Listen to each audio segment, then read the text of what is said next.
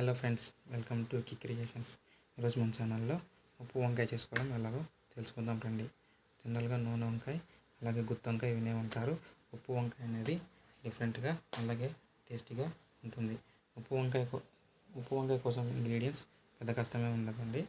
జనరల్గా మన ఇంట్లో దొరికే ఇంగ్రీడియంట్స్తోనే చాలా సింపుల్గా చాలా టేస్టీగా వస్తుంది. ముందుగా చిన్న గిన్నెలో వాటర్ తీసుకోవాలి.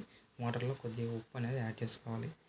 ఈ ఉప్పు యాడ్ చేసుకున్న వాటర్లో వంకాయలు అనేది వాష్ చేయడం వల్ల మనకు వంకాయలు అనేది కట్ చేసుకున్న తర్వాత కలర్ ఏం చేంజ్ అవ్వకుండా చాలా ఫ్రెష్గా ఉంటుంది.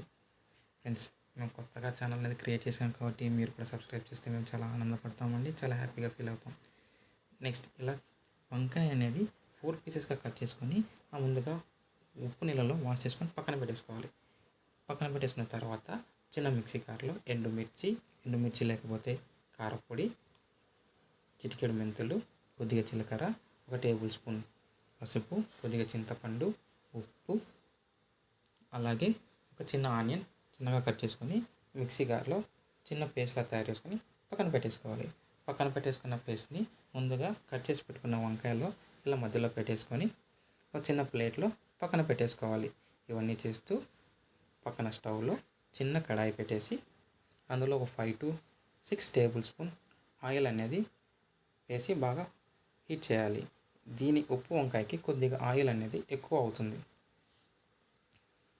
ఇలా ఒక 6 to 7 టేబుల్ స్పూన్ ఆయిల్ వేసుకొని ఆ పేస్ట్ పెట్టేసుకున్న వంకాయలని ఈ ఆయిల్లో బాగా ఫ్రై చేసుకుంటాం అన్నమాట.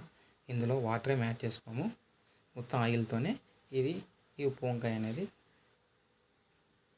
వస్తుంది.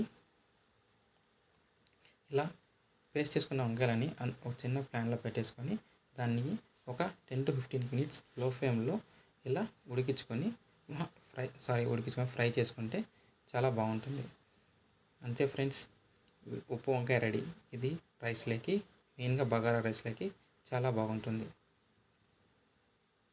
చూసారా ఫ్రెండ్స్, ఇంట్లో ఉండే ఇంగ్రీడియంట్స్తోనే ఉప్పు వంకాయ అనేది చాలా బాగా వస్తుంది. Thank you friends.